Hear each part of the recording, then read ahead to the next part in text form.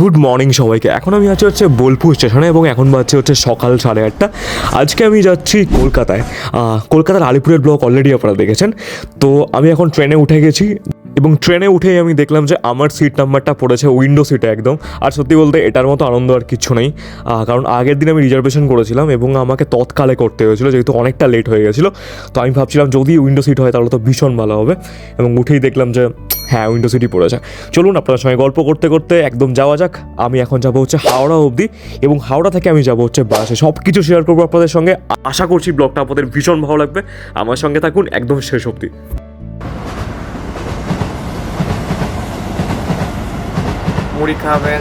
Train journey সবচেয়ে বড় সুবিধা হচ্ছে আমরা কখনো বোর হই না। তো আমি প্রাকৃতিক পরিবেশে ঝালমুড়ি খেতে খেতে পৌঁছে গেছি হাওড়াতে, এবং হাওড়া থেকে আমি বাসও নিয়ে নিয়েছি S12। তো সেটা আমাকে নিয়ে যাচ্ছে হচ্ছে এখন নিউ টাউনে। তো আমি এখন নিউ টাউনে পৌঁছে গেছি এবং পৌঁছানোর সঙ্গে সঙ্গে দেখতে পাচ্ছেন যে আমি হেঁটে হেঁটে যাচ্ছিলাম। তো রাস্তার মধ্যে একটা বাচ্চা কুকুর আমার সঙ্গে সঙ্গে আসছে। ভীষণ ভালো লাগছিল, তাই এটাও ক্যাপচার করলাম আপনাদের সঙ্গে শেয়ার করার জন্য। চার ব্যাগটা।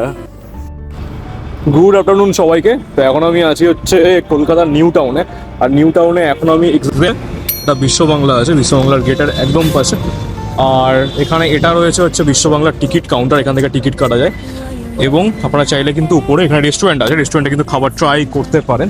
এবং আমরা এখানে বসেছিলাম এখানটাতে, এখানে একটা কফি শপের মতো আছে।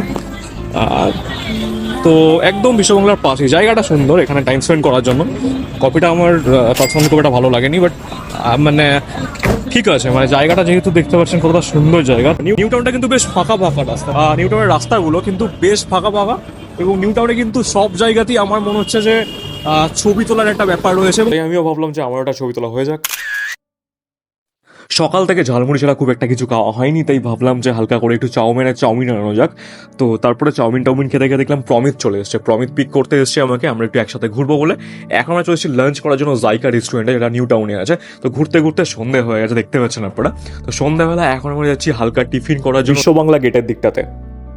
তো এখন আমরা পৌঁছে গেছি হচ্ছে একদম বিশ্ব বাংলা গেটের পাশে। আপনারা দেখতে পাচ্ছেন, আমি জুম করে দেখানোর চেষ্টা করছি। এই উপরে কিন্তু রয়েছে, এটা কিন্তু রেস্টুরেন্ট। বিশ্ব বাংলা গেটের আশেপাশে কিন্তু অনেক স্টল আছে এবং অনেক ফাস্ট ফুড খাবার রয়েছে। তো এখানে চলে এসেছি হচ্ছে একদম বিশ্ব বাংলার পাশে। এটা ঠেকা ছিল, ঠেকার পাশেই হচ্ছে এখানে মোমোর দোকানটায়। যে দোকানটায় আমরা এখন এসেছি সেটার নাম কিন্তু আমার মনে নেই বা ভিডিওতে সেটা নেওয়া হয়নি। তো এখানে কিন্তু 60 টাকাতে 6 পিস মোমো ছিল, এবং সত্যি বলতে এত পাতলা কোটিংয়ের মোমো, ভিতরে জুসি চিকেন, আমি সত্যি বলতে খুব কমই খেয়েছি। খুব ভালো খেতে, এবং সঙ্গে চাটনিটা সেটাও কিন্তু ভীষণ ভালো খেতে ছিল। স্যুপটা মোটামুটি ছিল, বাট মোমো অ্যান্ড চাটনিটা দারুণ ছিল খেতে। এখন আমরা চলে এসেছি হচ্ছে বিশ্ব বাংলা গেটের পুরো উল্টো দিকে, আজকে সকালে যে ক্যাফেটার কথা বলছিলাম সেখানে। তো যাই হোক, এখান থেকে কফি এবং আইসক্রিম খাওয়ার পরে এখন আমরা যাচ্ছি হচ্ছে পাশে একটা জায়গাতে কর্ন বানায়, সেখানে কর্ন খাওয়ার জন্য। তো এখানে কর্ন খাওয়ার পরে আমি চলে গেছিলাম হচ্ছে রাস্তার পাশেই বিক্রি করছিল KFC স্টাইল ফ্রাইড চিকেন, সেটা খেলাম। এবং তারপরে সবাই মিলে আমরা চলে এসেছি হচ্ছে একদম গঙ্গার পাশে গল্প করার জন্য হচ্ছে বাবুঘাটে। তো সত্যি বলতে অনেক বছর পরে আমি এই বাবুঘাটের কাছে এলাম। তো এই ব্রিজটা কিন্তু আমি এর আগে দেখিনি, আমি ফার্স্ট টাইমই দেখলাম। তো তারপরে আমরা একদম বাবুঘাটে পৌঁছে গেছি। বাবুঘাটে পৌঁছে দেখলাম একটা সুন্দর করে সাজানো লঞ্চ, যেটাই কিন্তু একদম সুন্দর করে লাইট দিয়ে সাজানো ছিল, খুবই সুন্দর লাগছিল দেখতে। এবং সব থেকে বড় যে বাবুঘাটের চেঞ্জেস সেটা আমি দেখাচ্ছি আপনাদেরকে। এখানে বাবুঘাটে পৌঁছেই আমার যে জিনিসটা নজর কাড়লো সেটা হচ্ছে এখানকার গঙ্গা দেবীর মন্দির। ঠিক তার উল্টো দিকেই একদম ভাসমান অবস্থায় বানানো হয়েছে দ্য বেঙ্গল প্যাডেল বলে একটা লঞ্চ, এবং তার উপরে বানানো হয়েছে প্রাইভেট পার্টি, যেখানে হোস্ট করা হয়, সেখান থেকে গান টান বাজছিল। যাই হোক, তো আজকের মতো ভিডিওটা আমি এখানেই শেষ করছি। আমার ভিডিওটা কেমন হচ্ছে জানাতে আমাকে অবশ্যই ভুলবেন না। যদি ভালো হয়ে থাকে দিন ভিডিওটাকে অবশ্যই লাইক করবেন, চ্যানেলটাকে অবশ্যই সাবস্ক্রাইব করবেন।